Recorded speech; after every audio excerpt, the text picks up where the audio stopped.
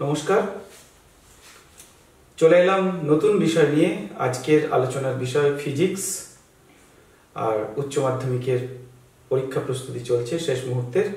আমাদের হাতে মোকাররমবাবু ভীষণ সময় কম, আর মাত্র কয়েকটা দিন, মানে 1.5 মাসেরও কম সময় রয়েছে।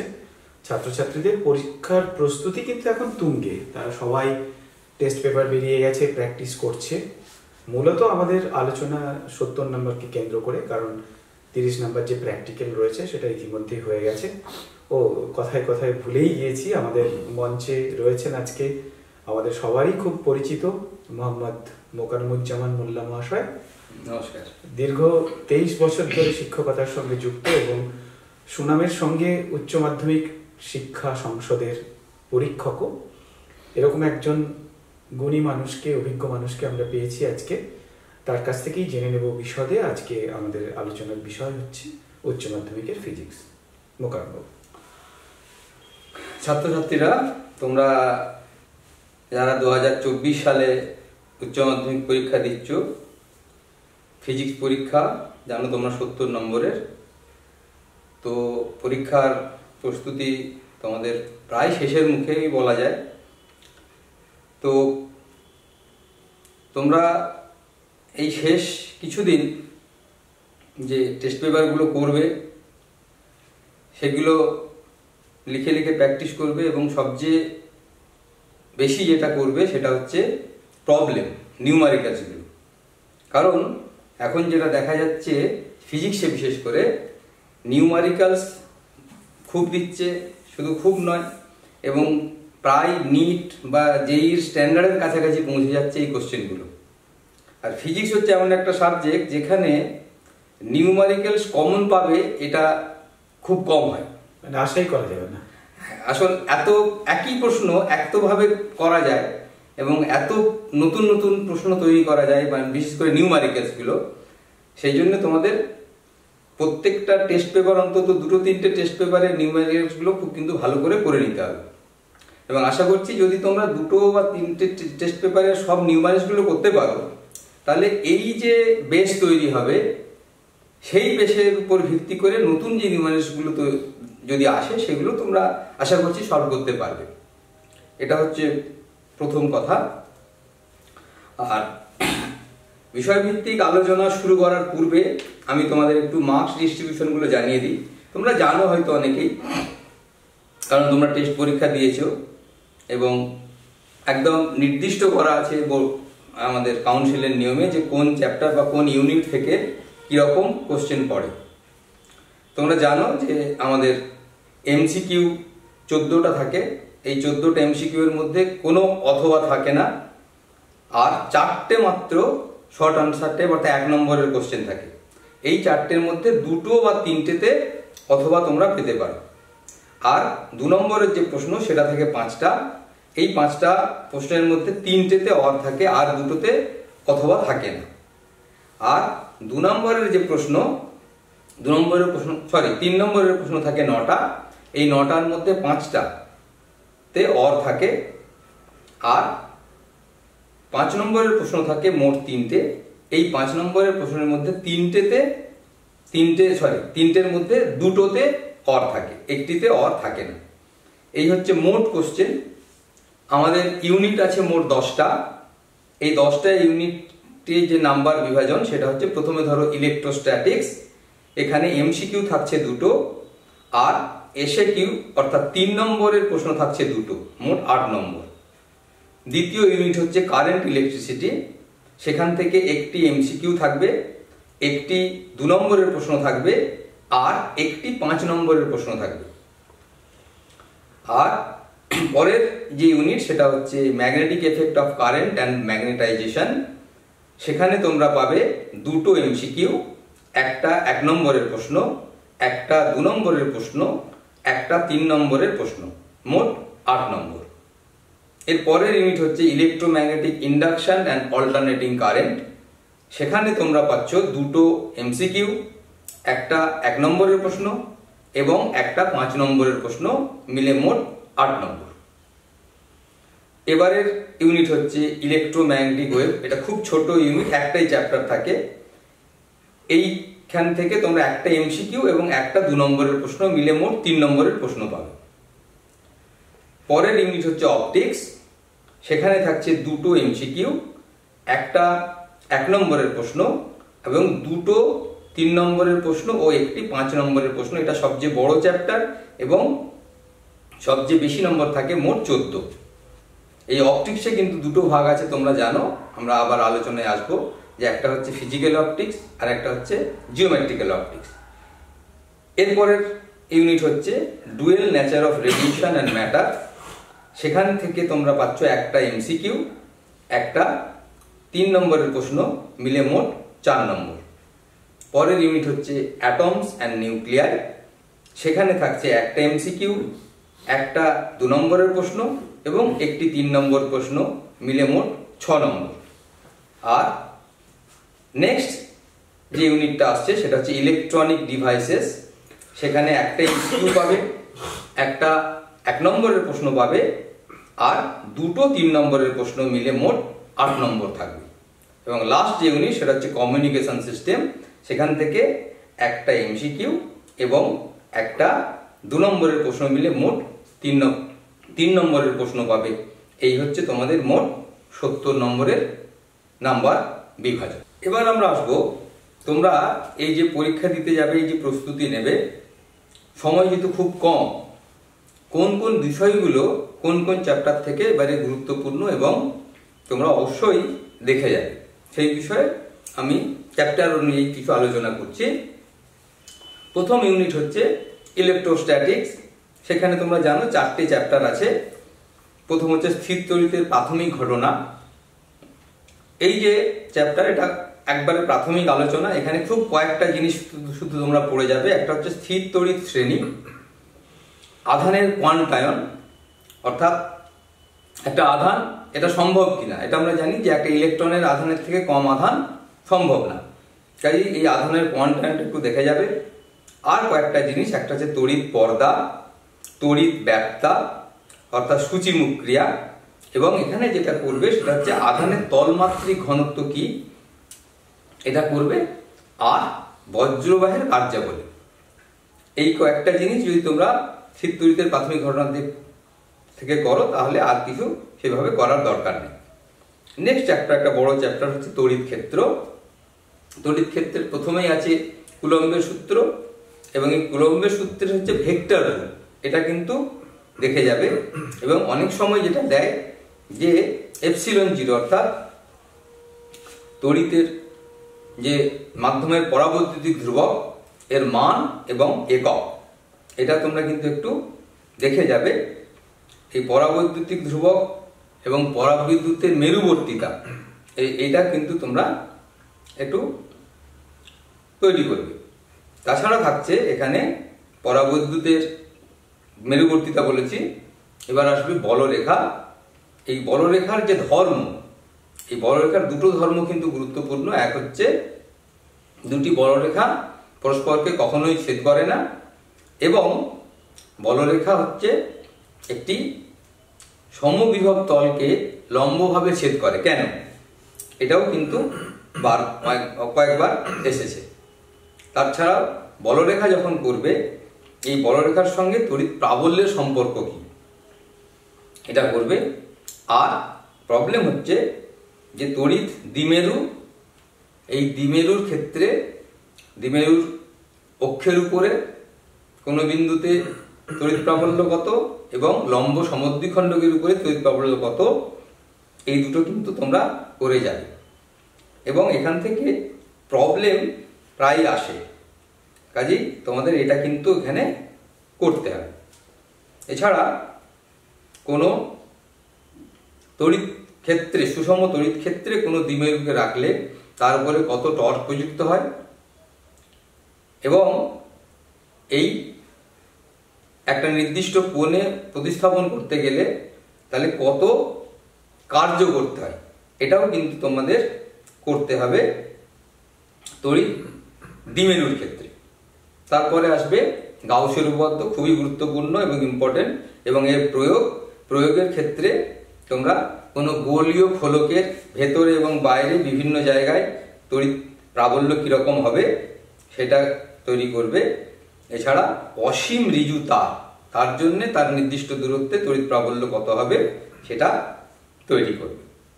এই গেল মোটামুটি তড়িৎ ক্ষেত্র যে চ্যাপ্টার, সেই চ্যাপ্টারে। তারপরে আসবে তড়িৎ বিভব। তড়িৎ বিভবের ক্ষেত্রে কোনো তড়িৎ বিভবের সংজ্ঞা এবং তড়িৎ বিভব কিভাবে আমরা পরিমাপ করব এবং একটা নির্দিষ্ট একক একটা বিন্দু আধানের জন্য নির্দিষ্ট দূরত্বে তড়িৎ প্রাবল্য বিভব কত সেটা কিন্তু তোমরা এবারে করে যাবে। এছাড়া আরেকটি সম্পর্ক আছে E - dV/dx। এইখান থেকে কিন্তু খুব অঙ্ক পড়ে, অর্থাৎ নিউমেরিক্যালস পড়ে। ধরো তোমাদের একটা এক্সপ্রেশন দিয়ে দিল, কেমন, সেখান থেকে জাস্ট ডেরিভেটিভ বার করে E এর রাশিমালা নির্ণয় করা। তাহলে এইটাও কিন্তু করে যাবে। এই প্রবলেমগুলো দেখবে টেস্ট পেপারে অনেক পেয়ে যাবে। এরকম প্রবলেম কিন্তু তোমরা তড়িৎ বিভবের ক্ষেত্রে করে যাবে। এছাড়া কোনো সুষম তড়িতাহিত গোলকের ক্ষেত্রে বিভব এবং তড়িৎ ক্ষেত্র দুটোর ক্ষেত্রেই, অর্থাৎ দূরত্ব থেকে, কেন্দ্র থেকে দূরত্বের সঙ্গে তড়িৎ প্রাবল্য বা বিভবের যে লেখচিত্র, কেমন, সেটাও কিন্তু তোমরা করে যাবে। এছাড়া তড়িৎ ক্ষেত্রে কোনো আয়ত বস্তুর গতিশক্তি কি হবে সেটাও এখান থেকে প্রবলেম আসতে পারে। পরের চ্যাপ্টার হচ্ছে ধারক ও ধারকত্ব। এটাই হচ্ছে এই ইউনিটের শেষ চ্যাপ্টার। এখানে ধারকত্ব কি এবং ধারকত্ব কিভাবে বাড়ানো যায়, এবং এবারে যেটা হচ্ছে সে সমান্তরাল পাতধারকের ধারকত্ব নির্ণয়, এটা পড়ে গেছে পরীক্ষায়। কাজেই এখান থেকে প্রবলেম খুব পড়ার সম্ভাবনা, এবং প্রবলেমের ক্ষেত্রে চার্জ ডিস্ট্রিবিউশন এবং চার্জ ডিস্ট্রিবিউশন হলে পরে তার শক্তি কত হবে বা শক্তি ক্ষয় কত হবে, এইটা কিন্তু এবারে খুব গুরুত্বপূর্ণ। আর একটা জিনিস তোমরা করে যেতে পারো, সেটা হচ্ছে যে মিশ্র পরাবৈদ্যুতিক যদি ধারক হয়, অর্থাৎ একটা ধারকে বলা হলো যে এক্স ডিস্টেন্স হচ্ছে এক্স বেধের হচ্ছে কে ধারকত্ব আছে, K1 ধারকত্ব আছে, আর একটা x2 যে থিকনেসের K2 ধারকত্ব, K2 হচ্ছে পরাবৈদ্যুতিক ধ্রুবকের কোনো স্ল্যাব ঢোকানো আছে, তাহলে ওই ধারকের ধারকত্ব কি হবে এটা। আর তুল্য ধারক, আর তোমরা দেখবে প্রবলেমে অনেক এক সার্কিট দিয়ে দেয়, সেই সার্কিট দিয়ে বলে যে এর বিভব কত হবে, অর্থাৎ একটা সার্কিট, অর্থাৎ যেখানে ব্যাটারি আছে বা যেখানে ধরো একটা রেজিস্ট্যান্স আছে, তার সঙ্গে ধারক দিয়ে দিল, কেমন, তাহলে এখানে দেখতে হবে যে ধারকটা ডিসচার্জ একদম ফুল চার্জ হলে কি হবে না, তার দু প্রান্তের বিভব হবে ব্যাটারির বিভবের সঙ্গে সমান। তাহলে সেই অনুযায়ী তোমার যে এই ধারকের কত আধান হবে বা বিভব কত হবে ইত্যাদি, এগুলো নির্ণয় করতে দেয়।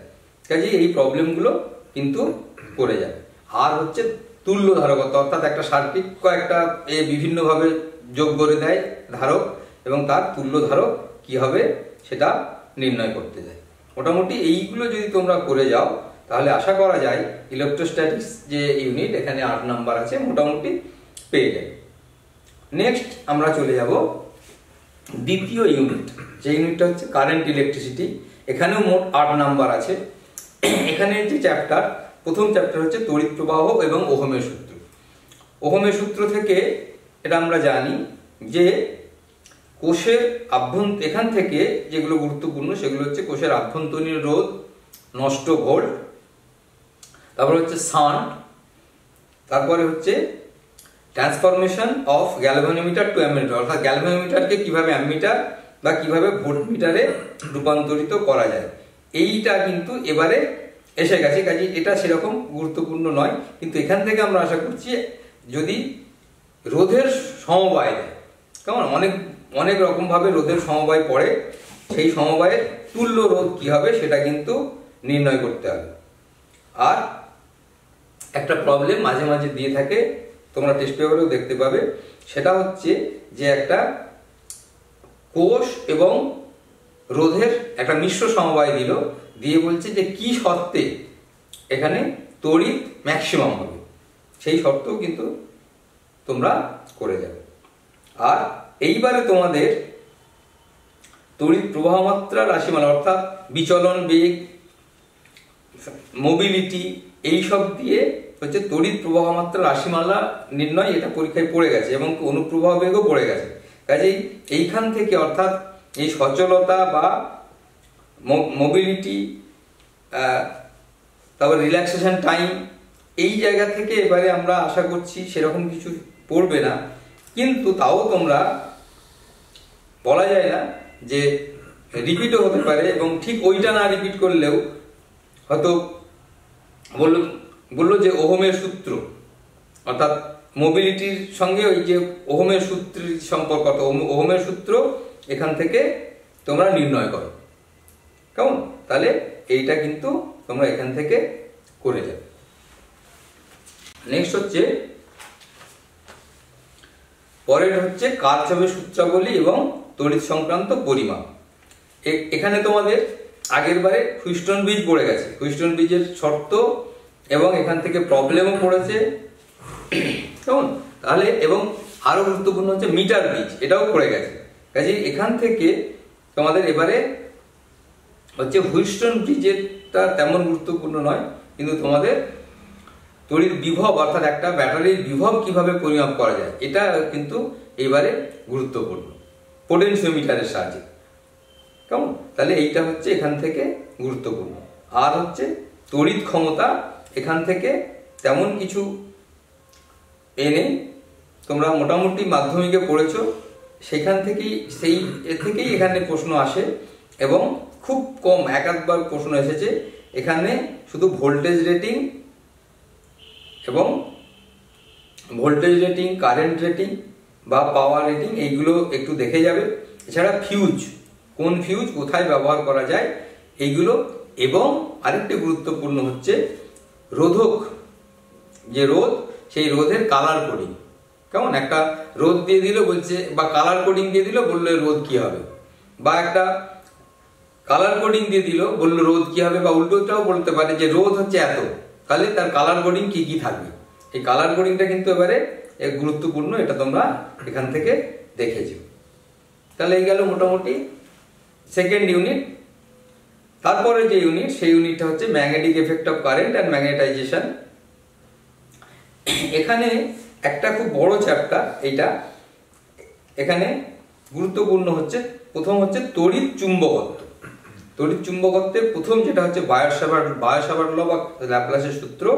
এই ল্যাপ্লাসের সূত্র এর গাণিতিক রূপ, এটা ভেক্টর রূপটা এবারে পড়ে গেছে, তাহলে সেটা তেমন গুরুত্বপূর্ণ নয়, কিন্তু এর প্রয়োগটা খুবই গুরুত্বপূর্ণ, কেমন? বায়োসাভার্ট ল এর প্রয়োগের ক্ষেত্রে তোমাদের যেটা করতে হবে সেটা হচ্ছে দীর্ঘ ঋজু পরিবাহের ক্ষেত্রে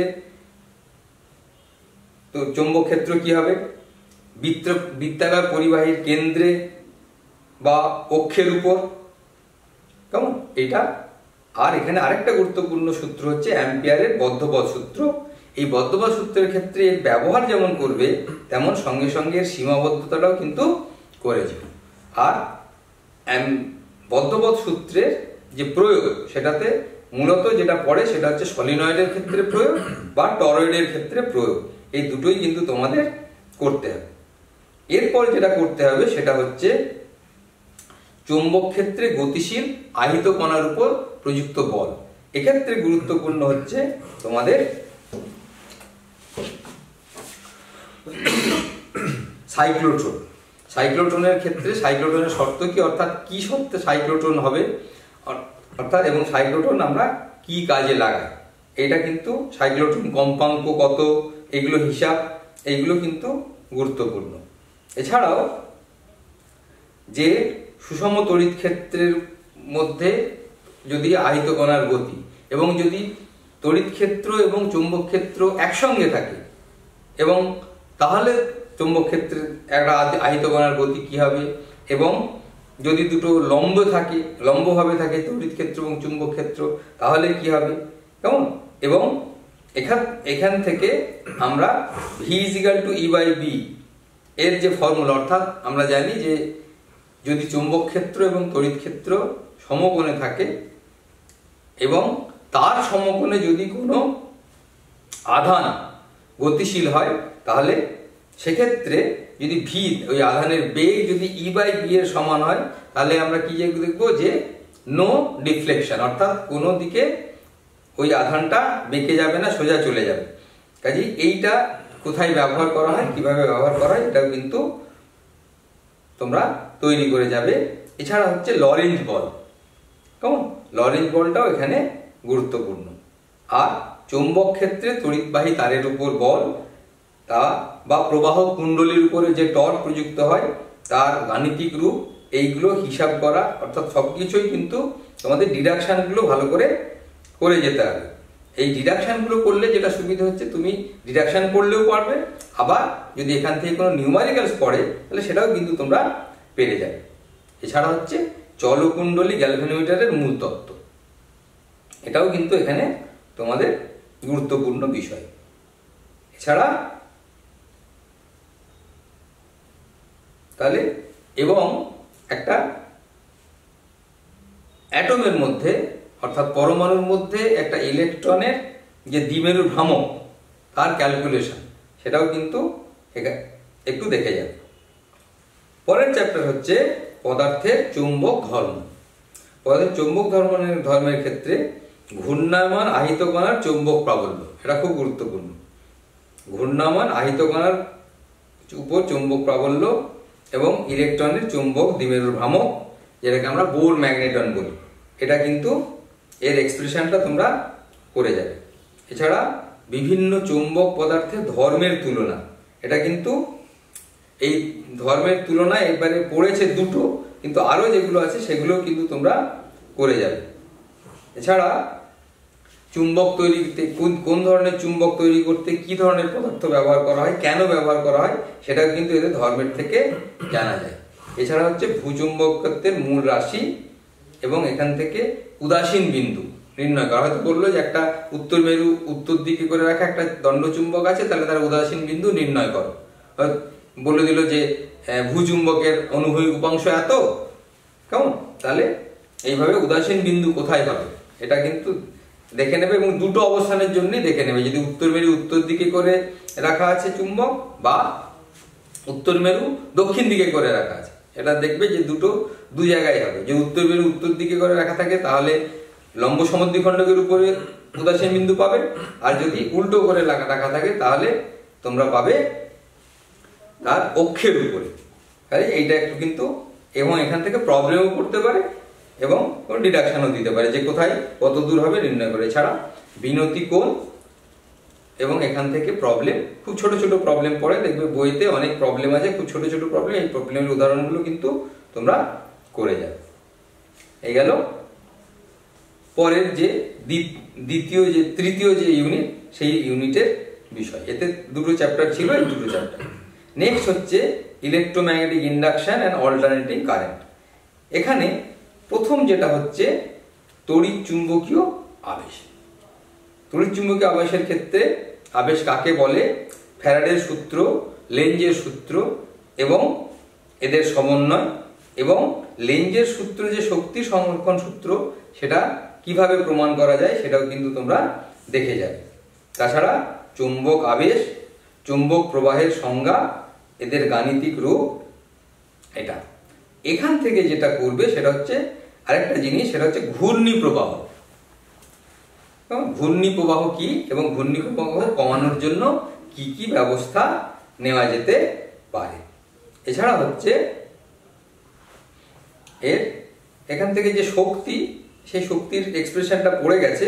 তোমরা কুণ্ডলীর সাবেশাঙ্ক, আবেশীন কুণ্ডলী, পারস্পরিক সাবেশাঙ্ক এবং পারস্পরিক সাবেশাঙ্ক কত হবে সেটা m=√L1 L2 এর প্রমাণ, এগুলো কিন্তু দেখে যাবে।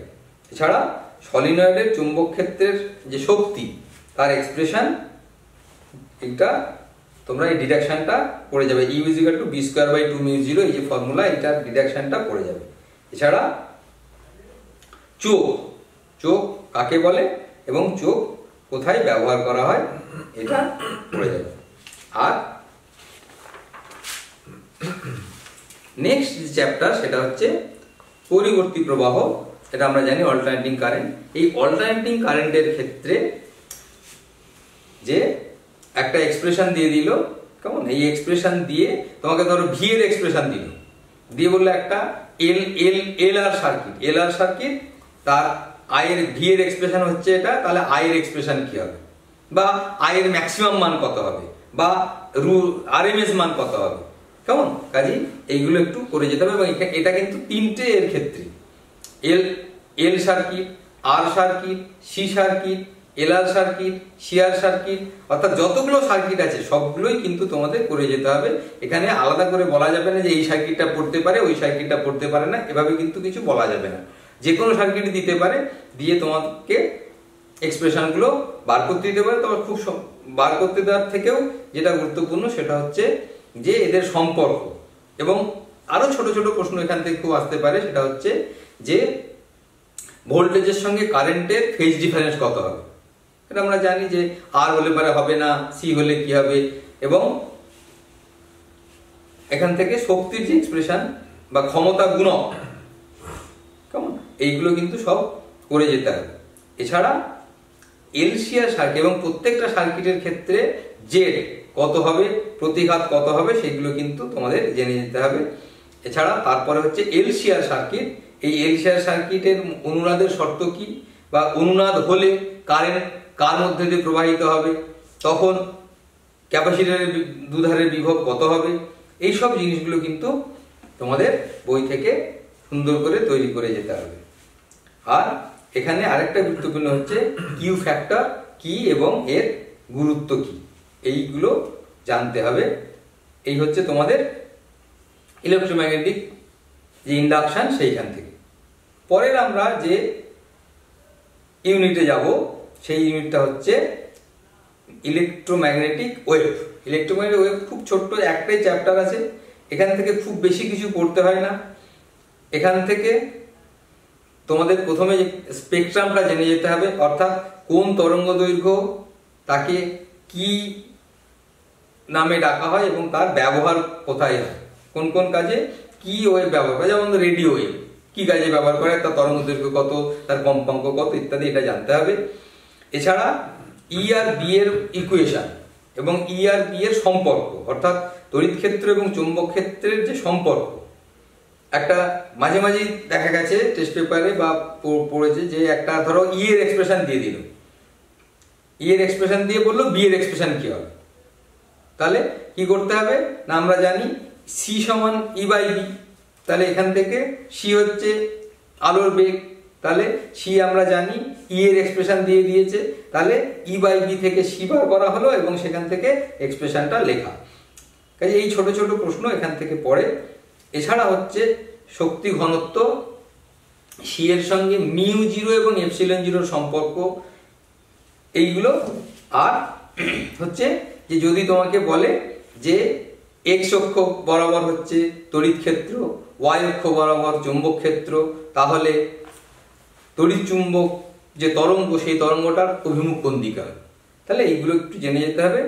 আর একবার শুধু পড়েছিল যে এদের লেখচিত্র অঙ্কন করা, ই বি এর সাপেক্ষে ই এর সঙ্গে বি এবং সি এর লেখচিত্র অঙ্কন করা, এটাও একবার এসেছিল। এটাও দেখো বইয়েতে ছবি দেওয়া আছে, এগুলো তোমরা পেয়ে যাবে। এছাড়া এখান থেকে একবার বোধহয় এসেছিল, সেটা হচ্ছে শক্তি ঘনত্ব। শক্তি ঘনত্বের এক্সপ্রেশন সেটা পড়তে হবে, এবং তীব্রতা, শক্তি ঘনত্ব, তীব্রতা এবং চাপ, এই তিনটের এক্সপ্রেশন এটা পড়তে হবে। এইটা এক্সপ্রেশন অর্থাৎ কিভাবে ডিডাকশন, কিভাবে এই এক্সপ্রেশনগুলো আসে, সেগুলো কিন্তু পড়তে হবে। এইটা কয়েকটা পড়লেই মোটামুটি 3 নম্বরের উত্তর তোমরা করতে পারবে ইলেকট্রোম্যাগনেটিক ওয়েভসের যে চ্যাপ্টার, সেই চ্যাপ্টার থেকে। নেক্সট হচ্ছে অপটিক্স, যেটা খুব বড় চ্যাপ্টার আমরা বলেছি। এই বড় চ্যাপ্টারের মধ্যে অনেকগুলো চ্যাপ্টার আছে, এই ইউনিটের মধ্যে অনেকগুলো চ্যাপ্টার আছে। প্রথমেই তোমাদের আছে আলোর প্রতিফলন। আলোর প্রতিফলনের মধ্যে এইবারে মানে সাধারণভাবে পড়ে না, কিন্তু এইবারে আগের বারে অর্থাৎ 23 সালে হচ্ছে 1/u + 1/v = 1/f, এই যে ফর্মুলা আলোর প্রতিফলন অর্থাৎ দর্পণের ক্ষেত্রে, সেটা পড়ে গেছে। কাজে এখান থেকে তাহলে আর গুরুত্বপূর্ণ থাকছে কি, প্রবলেম, অর্থাৎ প্রতিফলন প্রতিসরণ অর্থাৎ লেন্স এবং তোমার দর্পণ, এই দুটোর থেকেই গুরুত্বপূর্ণ এবারে থাকছে কিন্তু প্রবলেম। এই প্রবলেমগুলো কিন্তু বই থেকে অনেকগুলো তোমরা ভালো করে দেখে যাবে। আশা করছি এখান থেকে প্রবলেম পড়বে। যদি প্রবলেম না পড়ে তাহলে কি পড়বে?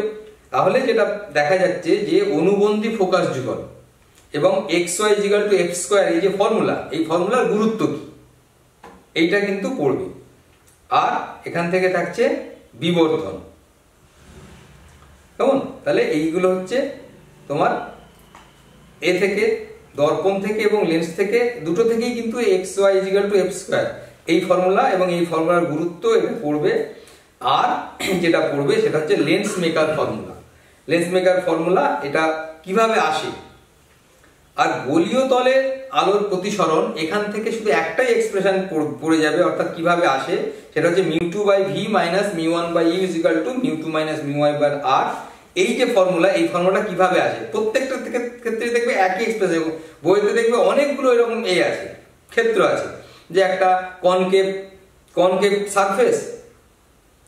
সারফেস একটা μ1 থেকে μ2, লঘু থেকে ঘনতে যাচ্ছে, ঘন থেকে লঘুতে যাচ্ছে। আবার ধরো কনভেক্স সারফেস, ঘন থেকে লঘুতে আলো যাচ্ছে। কেমন? এই অনেকগুলো আছে, কিন্তু দরকার নেই, যে কোনো একটা করবে, সবার এক্সপ্রেশন একই এবং একইভাবে, শুধু আলোর যে গতিবেগে, আলোর যেদিক থেকে যাচ্ছে তার চিহ্নটা ঠিক মতো যদি ধরো তাহলে এক্সপ্রেশনটা একই থাকবে। কাজে একটা এক্সপ্রেশন করে গেলেই আশা করা যাচ্ছে সবগুলো করা যাবে এবং এখান থেকে প্রবলেম এলে পড়া যাবে। এছাড়া এইখান থেকে অনেক সময় বলে যে গোলীয় দর্পণের যে গোলীয় তলে আলোর প্রতিসরণের যে ফর্মুলা, এখান থেকে বলা হয় লেন্স মেকার ফর্মুলা তৈরি কর, অর্থাৎ 1/f = μ - 1 1/r1 - 1/r2 যে ফর্মুলা, এই ফর্মুলাটা ডিডিউস করতে বলে ফ্রম আলোর গোলীয় তলে প্রতিসরণের যে ফর্মুলা আমি আগেই বললাম, μ2/v - μ1/u = μ2 - μ1/r। এই যে ফর্মুলা থেকে এই ফর্মুলাটা আনা, এটাও কিন্তু আসতে পারে, এটা কিন্তু একটু দেখে যাবে। এছাড়া নর্মাল যে ফর্মুলা, এটা তোমরা জানো, 1/v - 1/u = 1/f, এটা লেন্সের ফর্মুলা। এই লেন্সের ফর্মুলা 1 নম্বরের প্রশ্নে কিন্তু গ্রাফ করতে পারে, যে এই ফর্মুলার লেখচিত্র অঙ্কন করো। এটা তোমাদের প্র্যাকটিক্যালেও আছে, দেখবে u/v এর গ্রাফ কিরকম হবে, বা 1/u 1/v এর গ্রাফ কিরকম হবে, এটা একটু দেখে যাবে। এছাড়া হচ্ছে লেন্স সমবায়ের সূত্র, অর্থাৎ দুটো লেন্স যদি যুক্ত হয়, এইটা তোমাদের এতে নেই, অর্থাৎ এটা তোমরা ডিরেকশন করার দরকার নেই, কিন্তু এই ফর্মুলাটা জেনে যাবে। এখান থেকে কিন্তু মাঝে মাঝে অঙ্ক পড়ে। 1/f = 1/f1 + 1/f2 যদি টাচ করে থাকে, আর যদি টাচ না করে, যদি a দূরে থাকে, তাহলে একটা -a/f1 f2 এই এক্সপ্রেশনটা এক্সট্রা আসবে। এগুলো একটু দেখে যাবে।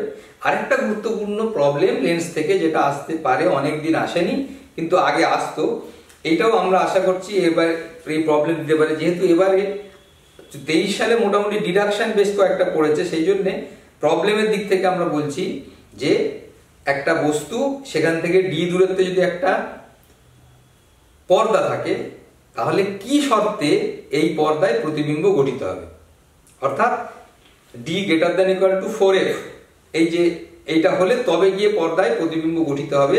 এইটা কিভাবে আসছে, অর্থাৎ এই d > 4f এই প্রমাণটা, এটা কিন্তু করবে। আর এটার সঙ্গে অনেক সময় এটা না দিয়ে এর যে ব্যবহার সেটা দেয়, অর্থাৎ বলা হলো যে এটা আমরা জানি যে এই d যদি > 4f হয়, তাহলে দেখা যায় যে দুটো অবস্থানের জন্য কি হয় না, পর্দায় প্রতিবিম্ব গঠিত হয়।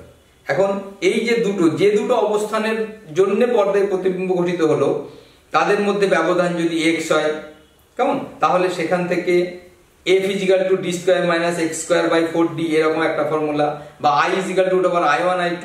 এখানে দেখবে অনেকগুলো এক্সপ্রেশন আছে। এই সমস্তগুলো প্রমাণ কিন্তু করে যাবে, যে কোনো একটা প্রমাণ দিয়ে দেয়। এবং এই প্রমাণগুলো যদি দেয়, তাহলে তোমাকে আগে কিন্তু ওই d > 4f এইটা এক্সপ্রেশন আনার আগে ওখান থেকে যে u1 u2 অর্থাৎ দুটো যে বস্তু দূরত্ব, সেই বস্তু দূরত্বের যে এক্সপ্রেশন, সেই expression in terms of d এবং f, সেটা তোমরা আগে নির্ণয় করতে হবে, তারপরে এইগুলো প্রমাণ করা যাবে। কাজেই এখান থেকে অনেকগুলো তোমার এক্সপ্রেশন আছে, সেইগুলো যে কোনো একটা প্রমাণ আসতে পারে। এটা কিন্তু একটা প্রবলেমেই পরপর করে দেওয়া আছে, সেগুলো তোমরা দেখতে পাবে। কাজে এইগুলো একটু প্র্যাকটিস করে যাও। তাছাড়া আছে লেন্সের ক্ষমতার একক, আর মাঝে মাঝে যেটা দেয় সেটা হচ্ছে লেন্সের ক্ষমতা বা লেন্সের ফোকাস দৈর্ঘ্যের সঙ্গে তরঙ্গ দৈর্ঘ্যের সম্পর্ক কি। কেমন আমরা জানি পি ল্যামডা এফ, হ্যাঁ, তাহলে এফ ভ্যারিজাইজ ল্যামডা স্কোয়ার, তাহলে এফ সংখ্যা 1/f ভ্যারিজাইজ 1/λ স্কোয়ার। এই ফর্মুলা অনুযায়ী এটা হচ্ছে ক্ষমতার সঙ্গে তরঙ্গ দৈর্ঘ্যের সম্পর্ক, এইটাও কিন্তু একটু দেখে যাবে। তাহলে এই গেল মোটামুটি। এছাড়াও তোমরা এর পরের চ্যাপ্টারে হচ্ছে যে আলোর বিচ্ছুরণ। আলোর বিচ্ছুরণের ক্ষেত্রে অনেক বড় চ্যাপ্টার, অনেক কিছু আছে এখানে। এক্ষেত্রে তোমাদের পড়ে যেতে হবে আলোর বিচ্ছুরণ এবং বিচ্ছুরণ ক্ষমতা। কেমন বিভিন্ন যে আলোকীয় যন্ত্র তার বিচ্ছুরণ ক্ষমতা এটা পড়তে হবে, এবং প্রিজমের মধ্যে দিয়ে আলোর বিচ্ছুরণ, বিচ্ছুরণ না হওয়ার শর্ত, কেমন, এবং প্রিজমের মধ্যে দিয়ে যে আলোর বিচ্ছুরণ হয় বা প্রিজমের মধ্যে দিয়ে কোন শর্তে আলো নির্গত হবে না, এই শর্তগুলো কিন্তু এখানে গুরুত্বপূর্ণ। তাছাড়া বর্ণালী আছে, আমরা জানি সৌর বর্ণালী, এই সৌর বর্ণালীর ব্যবহার, ফর্নবার রেখার উৎপত্তির কারণ, ফর্নবার রেখার ব্যবহার, এইগুলো কিন্তু পড়তে হবে। এছাড়াও যে বর্ণালী কত প্রকার, কি কি, কেমন, এবং কোথায় এটা উৎপন্ন হবে, কোনখান থেকে কি বর্ণালী উৎপন্ন হয়, সেগুলো জানতে হবে। এছাড়া টেলুরিক রেখা এবং বর্ণালী বিশ্লেষণের প্রয়োগ, আর র্যালের বিক্ষোভণ সূত্র, এটা পড়তে হবে। কেমন, আর অন্য কিছু এখান থেকে সেভাবে পড়ার দরকার নেই। তারপরে যেটা আসছে সেটা হচ্ছে আলোকীয় যন্ত্রাবলী। আমরা আলোকীয় যন্ত্রাবলীর ক্ষেত্রে চোখের ত্রুটি এবারে পড়ে গেছে, আশা করছি এবারে আর পড়বে না, কারণ 23 সালে আলোর চোখের ত্রুটি সব নিয়ে পড়ে গেছে।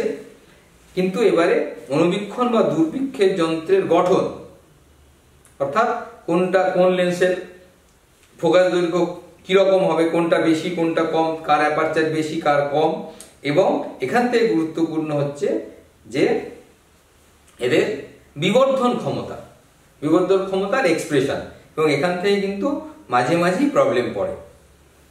তাহলে এই হচ্ছে মোটামুটি তোমাদের জিওমেট্রিক্যাল অপটিক্সের পার্টটা গেল। এরবার আমরা আসবো এখানেই আছে, অর্থাৎ এই যে ইউনিট, এই ইউনিটের মধ্যেই আরো দুটো চ্যাপ্টার আছে, সেটা হচ্ছে সেক্ষেত্রে আরো তরঙ্গ ধর্ম, অর্থাৎ এটাকে আমরা বলছি ফিজিক্যাল অপটিক্স। এই ফিজিক্যাল অপটিক্সের প্রথমে হচ্ছে আলোক তরঙ্গের ক্ষেত্রে হাইগেন্সের নীতি, তরঙ্গ মুখ কাকে বলে, এখান থেকে হাইগেন্সের নীতি প্রয়োগ করে প্রতিসরণের সূত্র আছে, কিন্তু আমি বলছি এবারে না পড়লেও চলবে এটা, কারণ আগের বছর প্রতিসরণের সূত্র প্রমাণ পড়ে গেছে, এই জন্য এটা এবারে না পড়লেও চলবে। কিন্তু যারা মানে একদম 100 মানে 70-70 পেতে যাও, তাদেরকে কিন্তু আমি বলবো এটা এই প্রতিসরণ পড়ে গেলেও প্রতিফলনের সূত্রের প্রমাণ সেটা কিন্তু করে যাবে। কারণ অনেক সময় কি হয় যে একবারে একটাই প্রশ্ন দিয়েছে যে প্রতিফলনের সূত্রটি প্রমাণ করো হাইগেন্সের নীতি থেকে, আর তার সঙ্গে কোনো অপশান নেই, এটাও একবার পড়েছে, কাজেই সেক্ষেত্রে অসুবিধা হয়ে যাবে। সেই জন্য যারা একবারে খুব ভালো প্রিপারেশন নিতে চাও তারা কিন্তু এই প্রতিফলনের সূত্রটাও পড়ে যাবে। তারপরে হচ্ছে উপরিপাতের নীতি, তারপর হচ্ছে ব্যতিচার। এই ব্যতিচারটা খুব গুরুত্বপূর্ণ। এইবারে যেটা পড়ে গেছে সেটা হচ্ছে ধ্বংসাত্মক এবং গঠনমূলক ব্যতিচারের শর্ত। এবারে যেটা গুরুত্বপূর্ণ সেটা হচ্ছে ইয়ংয়ের দ্বিরেখা ছিদ্রের ব্যতিচার ঝালর প্রস্থ, ব্যতিচারের ঝালর প্রস্থ নির্ণয়, এবং বা এখান থেকে কোনো প্রবলেম। আরেকটা প্রবলেম এখান থেকে করে যেও যে যদি একটি রেখায় একটি আলোকরশ্মির পথে আমরা মিউ প্রতিসরাঙ্ক যুক্ত কোনো ধরো স্ল্যাব বসিয়ে দিই, তাহলে কি পরিবর্তন হবে, ফ্রিঞ্জ প্যাটার্নের কি পরিবর্তন হবে, সেটা কিন্তু একটু তোমরা তৈরি করে যেও। তাহলে অর্থাৎ ঝালর প্রস্থটা কিভাবে সরে যাবে, তার স্পেস কিরকম হবে ইত্যাদি, এটা একটু দেখে যেও। এখান থেকে ব্যতিচার থেকে এইগুলো। এছাড়া অপবর্তন এবং সমবর্তন, এটা খুব সংজ্ঞা, কেমন সংজ্ঞা পড়বে, আর ব্যতিচার এবং অপবর্তনের পার্থক্য পড়বে, আর আলোকীয় যন্ত্রের বিশ্লেষণী ক্ষমতা, সেটা কিন্তু এখান থেকে তোমাদের জেনে যেতে হবে। যে অনুবীক্ষণ যন্ত্রের বিশ্লেষণী ক্ষমতা কত, নববীক্ষণ যন্ত্রের বিশ্লেষণী ক্ষমতা কত, তার কোন কোন বিষয়ের উপর নির্ভর করে, কেমন, এবং এখানে আসলে সমাবর্তন থেকে প্রবলেম পড়ে গেছে, কাজেই এবারে অপবর্তন থেকে কিন্তু প্রবলেম পড়তে পারে। sin θ = n ল্যামডা বা 2n + n λ/2 ইত্যাদি, এই যে ফর্মুলা, এই ফর্মুলা থেকে প্রবলেম এবারে কিন্তু আসতে পারে। কেমন? তাহলে এই গেল মোটামুটি তোমাদের আলোর চ্যাপ্টার, অর্থাৎ অপটিক্সের যে আমরা এবারে এসে যাব ইউনিট 7। ইউনিট 7-এ আমরা যেটা দেখছি সেখানে আছে dual nature of matter and radiation. এখানে তোমাদের 4 নাম্বার থাকবে। এখানে প্রথম হচ্ছে আলোক তড়িৎ ক্রিয়া। আলোক তড়িৎ ক্রিয়া কি? এক্ষেত্রে কয়েকটা খুব গুরুত্বপূর্ণ বিষয় আছে, সেটা হচ্ছে কার্য অপেক্ষক। কার্য অপেক্ষক কিসের উপর নির্ভর করে? সনাতন বলবিদ্যা, অর্থাৎ এমনি যে ক্লাসিক্যাল ফিজিক্স, এটা কেন ব্যাখ্যা করতে পারে না এই তড়িৎ চুম্বকীয় তরঙ্গ, এই তোমার আলোক তড়িৎ ক্রিয়া। আইনস্টাইনের ফর্মুলা কিভাবে ব্যাখ্যা করতে পারে, কেমন? এই সমস্তগুলো কিন্তু তোমাদের জেনে যেতে হবে। এবং এই আইনস্টাইনের যে সমীকরণ, এই সমীকরণ থেকে প্রবলেম কিছুই নয়, জাস্ট 3টে জিনিস এখানে আছে। এক হচ্ছে এইচ নিউ, অর্থাৎ যে তরঙ্গ দৈর্ঘ্য আলো পড়ছে তার শক্তি সমান কি না ওয়ার্ক ফাংশন প্লাস হচ্ছে তোমার যে ইলেকট্রনটা নির্গত হচ্ছে তার গতিশক্তি। এই 3টে জিনিসের মধ্যে 2টো জিনিস দেওয়া থাকবে, একটা জিনিস বার করতে দেবে। খুব সহজ প্রবলেম পড়ে, কিন্তু মাঝে মাঝে এইবার তোমাদের কি বিভিন্ন টার্মসে দেওয়া হয়। তাহলে এই যে আইনস্টাইনের ফর্মুলা, সেটা যেমন নিউ দিয়ে পড়বে, এইচ নিউ = φ0 বা W0 + ½ mv², বা এটা দিয়ে পড়তে পারে। বা তোমাদের যেটা করতে হবে সেটা হচ্ছে স্টপিং পোটেনশিয়াল দিয়ে। তাহলে স্টপিং পোটেনশিয়াল দিয়েও কিন্তু এই এক্সপ্রেশনটা তোমরা করে যাবে। এছাড়া এখানে গুরুত্বপূর্ণ 1 নম্বরের প্রশ্ন মাঝে প্রায় আসে, সেটা হচ্ছে বিভিন্ন গ্রাফ। কেমন? যেমন ধরো ভি ভার্সেস, অর্থাৎ new versus V0 graph, VI এর গ্রাফ। কেমন? তাহলে এই আইনস্টাইন ইকুয়েশনটাকে কিভাবে গ্রাফে প্লট করা যায়, তাহলে এইটাও কিন্তু পড়তে হবে। এছাড়া এখানে আছে ডি ব্রগলি, কিন্তু ডি ব্রগলি প্রকল্প এটা এবারে পড়ে গেছে। তাহলে এর প্রয়োগ, ডি ব্রগলির যে প্রকল্প, এটা প্রয়োগ, এটা কিন্তু এবারে করে যাবে। তাহলে এই গেল হচ্ছে ইউনিট 7। এটা 4 নম্বর মোট আছে। এই একটা চ্যাপ্টারে এগুলো পড়লে তোমরা আশা করি 4 নম্বর পেয়ে যাবে। পরবর্তী যে ইউনিট সেটা হচ্ছে অ্যাটমস অ্যান্ড নিউক্লিয়ার। এখানে 6 নাম্বার আছে। প্রথমে হচ্ছে পরমাণুর গঠনের ক্ষেত্রে প্রথমে রাদারফোর্ডের মডেলের ত্রুটি এবং বোরের স্বীকার্য, এটা খুব গুরুত্বপূর্ণ।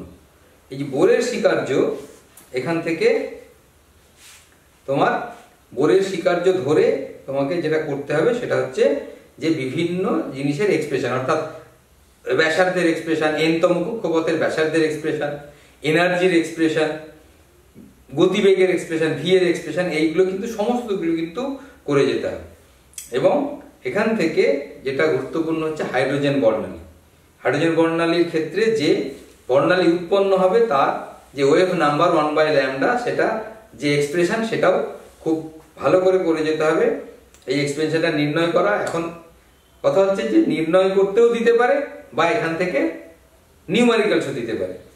অর্থাৎ সেই জন্য তোমাদের এই এক্সপ্রেশনটা কিভাবে আসছে সেটাও জানতে হবে। n-তম শক্তির যে রাশিমালা, একটা কক্ষপথ থেকে আরেকটা কক্ষপথে গেলে তার কি তরঙ্গ দৈর্ঘ্য ছাড়বে, বা যদি আমরা উচ্চ শক্তি স্তর থেকে নিম্ন শক্তি স্তরে যাই তাহলে ছাড়বে, আর যদি নিম্ন শক্তি স্তর থেকে উচ্চ শক্তি স্তরে পাঠাতে যাই তাহলে গ্রহণ করবে, অ্যাবজর্ব করবে। তাহলে কত তরঙ্গ দৈর্ঘ্য বা কত কম্পাঙ্ক অ্যাবজর্ব করবে সেটার এক্সপ্রেশন তোমাদের করে যেতে হবে। এবং সেখানে প্রবলেম যদি আসে তাহলে অর্থাৎ রিডবার্গ কনস্ট্যান্টের যে মান, সেই মানটা কিন্তু তোমরা মনে করে যাবে। এই শুধু মানটা মনে করে গেলে হবে না, এই রিডবার্গ কনস্ট্যান্টের সঙ্গে n, z, h এদের যে সম্পর্ক সেটাও কিন্তু একেবারে পুরো করে যেতে হবে। কারণ অনেক সময় শুধু হাইড্রোজেনের ক্ষেত্রে না দিয়ে বলে দেয় হিলিয়ামের আয়নের ক্ষেত্রে তার নেক্সট যে ট্রানজ্যাকশনের জন্য কত বর্ণালীর যে তরঙ্গ দৈর্ঘ্য হবে সেটা নির্ণয় করো। কাজেই এই সমস্তগুলো কিন্তু তোমাদের করতে হবে এবং বই পরপর দেখবে সবগুলো লেখা আছে। আর তারপরে হচ্ছে যে সিরিজগুলো হয়, বামার সিরিজ, হ্যাঁ, লাইম্যান সিরিজ, এই সিরিজ এবং এই সিরিজের ক্ষেত্রে বলে দিল যে বামার সিরিজের প্রথম লাইনের তরঙ্গ দৈর্ঘ্য কত হবে। তাহলে তোমাকে বামার সিরিজ জানতে হবে যে কোথা থেকে কোথায় ট্রানজিকশন হলে পরে বামার সিরিজ উৎপন্ন হয় এবং তার প্রথম লাইনটা কি হবে। তাহলে এই অনুযায়ী বা বলো দ্বিতীয় লাইন, তাহলে যাই বলুক সেইভাবে কিন্তু এক্সপ্রেশনে বসিয়ে দিলেই অঙ্কগুলো হয়ে যাবে। এটা তেমন কোনো গুরুত্বপূর্ণ নয়, কিন্তু সেই জন্য ওই এক্সপ্রেশনটা কিভাবে আসছে এটা তোমরা যদি খুব গুরুত্বপূর্ণ সহকারে পড়ে যাও তাহলে কিন্তু এই অঙ্কগুলো খুব সহজেই হয়ে যাবে। তারপরে আসবে এক্সরে। এক্সরে এর ক্ষেত্রে মজলের সূত্র এবং মঙ্গলের সূত্রের ক্ষেত্রে এর ব্যবহার, এবং এক্ষেত্রেও কিন্তু মজলের সূত্র দিয়ে অঙ্ক পড়ে। একটা ছোট হয়তো 1 নম্বর অঙ্ক এখান থেকে দিয়ে দিতে পারে, এবং মজলের সূত্রের গুরুত্ব কি, এবং এই যে এক্সরশ্মি, এই এক্সরশ্মি কোমল এবং এক্সরশ্মি কঠিন এক্সরশ্মি কিভাবে তৈরি করা যায় এইটা একটু শুধু এখান থেকে জেনে যাবে। নেক্সট হচ্ছে পারমাণবিক নিউক্লিয়াস। এই নিউক্লিয়াসের চ্যাপ্টারে যেটা আছে সেটা হচ্ছে প্রথমে হচ্ছে ভর ত্রুটি। কেমন ভর ত্রুটি কি, এবং ভর ত্রুটির জন্য যে তোমার বন্ধন শক্তি, ভর ত্রুটির সঙ্গে বন্ধন শক্তির সম্পর্ক কি, এখান থেকে প্রবলেম পড়তে পারে। এমনি তোমার কাকে বলে এবং এর এক্সপ্রেশন সেটাও জানতে যাইতে পারে। নেক্সট হচ্ছে তেজস্ক্রিয় বিঘটন। তেজস্ক্রিয় বিঘটনের দুটো সূত্র আছে, দুটো সূত্র নয়, একটা সূত্র, একটা হচ্ছে সূচকীয় সূত্র। কেমন dN/dt = -λT। কেমন, তাহলে dN/dt ইজ ভ্যারিয়াস হচ্ছে n, এই যে ফর্মুলা এখান থেকে যে এক্সপ্রেশন এটা হচ্ছে সূচকীয় সূত্র।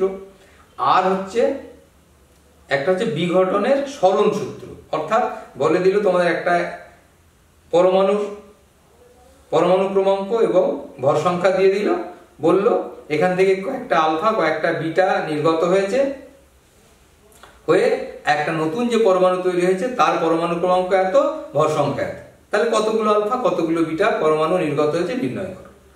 কেমন, তাহলে এইটি হচ্ছে সরণ সূত্র থেকে আসবে।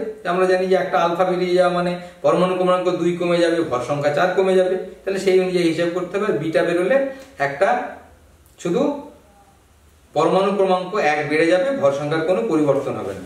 এখান থেকে তোমরা সহজে নির্ণয় করতে পারবে। এইখানে একটা বলে দিই যে যখন তোমরা এটা নির্ণয় করবে তখন প্রথমে ভর সংখ্যা দিয়ে নির্ণয় করবে, কারণ ভর সংখ্যাটা পরিবর্তন হয় কেবলমাত্র আলফা নির্গত হলে। কাজেই যেটা ছিল এবং যেটা আছে তার ভর সংখ্যার পার্থক্য যত, সেই পার্থক্যটা ঘটেছে কেবলমাত্র আলফার জন্য, কারণ বিটা নির্গত হলে ভর সংখ্যার কোনো পরিবর্তন হয় না, তাহলে সেখান থেকে আলফা কটা নির্গত হয়ে বেরোবে।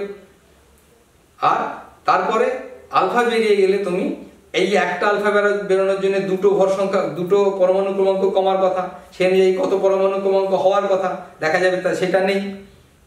কেমন, তাহলে যেটা নেই, যেটা বেড়েছে সেটা আবার বিটার জন্য বেড়েছে, তাহলে কতগুলো বিটা এখান থেকে তোমরা বার করতে পারবে।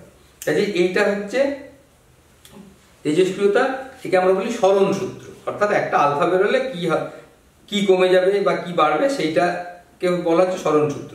এখানে গুরুত্বপূর্ণ হচ্ছে সরণ সূত্র যেমন গুরুত্বপূর্ণ তেমন সূচকীয় সূত্রটাও গুরুত্বপূর্ণ।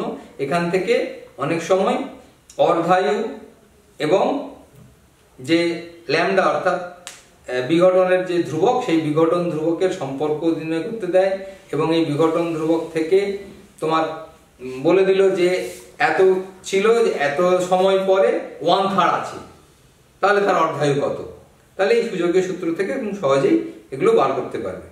তাহলে বিঘটন সূত্র হলো। এইবার এখান থেকে এই যে বিঘটন ধ্রুবক তার সঙ্গে তোমার অর্ধায়ুর যে সম্পর্ক সেইটা, এরপরে আসবে তোমার নিউক্লিয় বিক্রিয়া। নিউক্লিয় বিক্রিয়ার ক্ষেত্রে আমরা জানি দুটো নিউক্লিয় বিক্রিয়া, একটা হচ্ছে নিউক্লিয়ার ফিউশন, একটা নিউক্লিয়ার ফিশন। তাহলে ফিউশন কখন হয়, ফিশন কখন, এবং তার শর্ত কি, এইগুলো জানতে হবে। এবং এরপরে আসবে চেইন রিয়াকশন। চেইন রিয়াকশনের পর চেইন রিয়াকশন, এবং এই চেইন রিয়াকশনের ক্ষেত্রে তোমার এর কোথায় কাজে লাগানো হয়, এবং কাজে লাগানোর ক্ষেত্রে আমরা জানি যে এটা পারমাণবিক বিদ্যুতের ক্ষেত্রে গুরুত্বপূর্ণভাবে মানব কল্যাণে কাজে লাগানো হয়, এবং এইটার ক্ষেত্রে পারমাণবিক চুল্লির একটা বর্ণনা এবং সেখান থেকে এই চুল্লির মধ্যে মডারেটর কি এটা কিন্তু একবার জানতে চেয়েছিল। কাজেই এইগুলো কিন্তু তোমরা একটু জেনে যাবে। তাছাড়া এই রেডিও অ্যাক্টিভ যে এলিমেন্টস সেগুলো কোথায় ব্যবহার করা হয় এগুলো তোমরা মাধ্যমিকেও পড়েছো, এখানেও কিন্তু এইগুলো আছে। আর নিউক্লিয় সংযোজনের শর্ত কি এবং নিউক্লিয় সংযোজন করার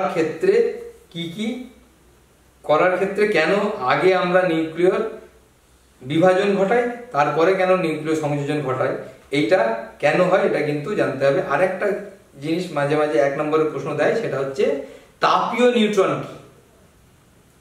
তাপীয় নিউট্রন কি এটা কিন্তু তোমরা একটু জেনেছো। তাহলে এই গেল মোটামুটি 8 নম্বর যেটা আমাদের ইউনিট ছিল। এবার আমরা পরের ইউনিটে চলে আসবো, ইলেকট্রনিক ডিভাইসেস।